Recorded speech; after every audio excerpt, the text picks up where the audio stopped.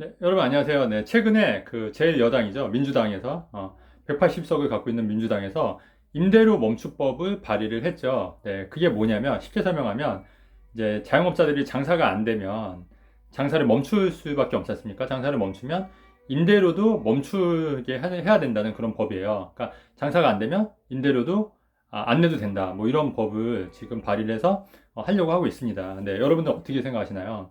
이게 만약에 정말 시행이 된다. 이게 사실은 자영업자들을 위해서 이런 법을 만든 것 같지만 이게 또 우리가 모든 게 다 유기적으로 얽혀 있다고 제가 말씀드렸지 않습니까?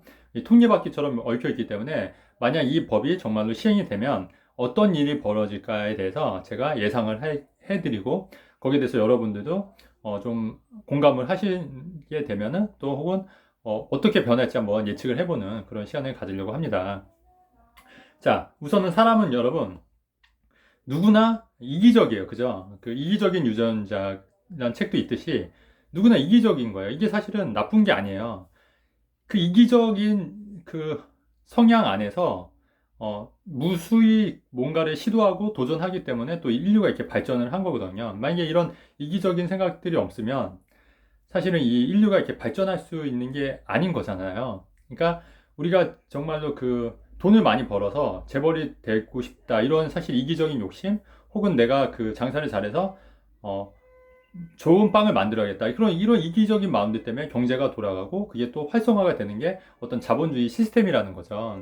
근데 이런 이기적인 본성을 어, 꼭 나쁘다고만 할 수는 없는 거고 그거를 잘 발현해서 정책적으로 유도를 해서 좋은 정책, 좋은 시스템을 만들면 되는데 지금 정부에서 하는 정책들은 전부 다 그냥 이런 기본적인 사람의 어떤 이기적인 그런 본능에 대해서 무조건 다 무시하고 그냥 정말 말도 안 되는 정책들이 정말 굉장히 많이 내놓고 있는 편이에요. 그렇기 때문에 그런 부작용으로 인해서 지금 집값도 오히려 상승하고 있고 전세값도 굉장히 상승하고 있는 겁니다. 이게 사실 본질이에요.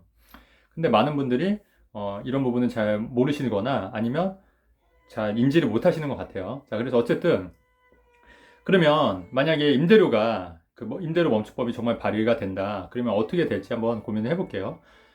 여러분들이 만약 임대인 입장이에요. 근데 임차인들이 장사가 안 돼서 장사를 멈춰야 된대요. 그러면 임대료를 못 받아요. 근데 여러분들이 대출도 받고 했어요. 그러면은 그렇다고 대출 멈춤법은 없잖아요. 그죠? 내가 대출은 또 무조건 내야 될 거 아닙니까? 대출 멈춤법도 같이 만들어야죠. 근데 그게 아니지 않습니까? 그렇다고 하면은 여러분들이 임대인 입장이라면 앞으로 내가 그냥 그 가게를 장사를 하게 될 거예요. 그죠? 음.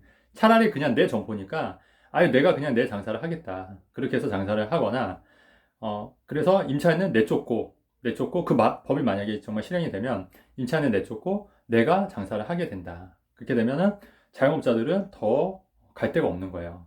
그래서 임대료가 오히려 폭등하는 수준에 오릅니다. 폭등. 그렇게 되면 아니면 임대료를 내가 그런 받는 리스크까지 감안해서 임대료를 더 높게 받을 수 있어요. 더 높게. 그러니까 원래는 한 200이면 되는데 내가 만약 이 사람이 임대료 멈춤을 해서 멈춤법에 대해서 내가 임대를 못 받을 수 있기 때문에 그 이거를 더 받으려고 할 거예요. 그럼 임대료가 뭐 250, 300 전반적으로 다 오르게 되는 거예요. 그러면 이것도 마찬가지로 임차인들은 정말 돈이 없어서 장사를 해서 먹고 살려고 하는데 임대료가 오르기 때문에 나가야 되는 거죠. 아니면 내가 직접 운영을 하든가. 또 어떤 일이 벌어지면 만약에 내가 임대인이라면 어, 무인 점포를 운영할 것 같아요. 무인 점포. 지금 사실 코로나 때문에 무인 점포가 굉장히 뜨고 지금 시대적으로 무인 점포가 굉장히 뜨고 있거든요. 그 다음에 이런 자동화 시스템, AI라든가 이런 자동화 시스템 때문에 무인 점포는 점점 활성화될 거라는 얘기예요. 근데 이런 무인 점포를 하게 되면 사실 인건비도 상관없고 내가 그냥 내 점포를 운영하는 거기 때문에 이런 무인 점포가 굉장히 뜨고 각광을 받을 거다. 지금도 뭐 가면은 무인 점포 굉장히 많죠. 무인 편의점도 있고 또 무인 아이스크림 가게도 있고 또 무인 뭐 애견샵 같은 것도 있어요. 무인 애견 뭐 용품 같은 거 파는 거. 그러니까 이런 무인 업체들이 정말로 많이 성장할 거다. 자, 그렇게 되면 이 법의 취지와는 다르게 이게 사실은 그 임차인, 즉 자영업자를 보호하는 법인 것 같지만 어떻습니까, 여러분? 결론적으로 임차인, 자영업자들이 가장 많이 피해를 보는 법인 거예요. 결론적으로 이게 뭐 결국 악법인 거예요, 악법. 자, 그렇게 되면 결국 가장 큰 피해는 자영업자들이 본다. 그 다음에 소상공인들이 보게 된다. 그래서 이 법은 절대 이게 그 통과가 돼서는 안 돼요. 통과가 돼서는 안 되는데 이게 지금 현재 그 민주당이 180석을 갖고 있기 때문에 그냥 맘만 먹으면 다 통과시킬 수 있는 거거든요. 그래서 여러분들도 이런 현실을 좀 잘 파악을 하고 여론을 형성하고 좀 생각을 좀 해봐야 될 것 같아요. 네, 어쨌든 오늘의 결론은 만약에 오늘의 결론은 이런 법으로 인해서 이제 피해를 보는 거는 사실은 자영업자, 소상공인이 가장 큰 피해를 볼 수 있다. 따라서 이런 법을 만들 때는 상당히 굉장히 조심해야 된다. 네, 이런 내용을 가지고 얘기를 좀 하겠습니다. 네, 내용이 좋았으면 좋아요, 구독하기 누르면 좋겠습니다, 여러분. 네, 감사합니다.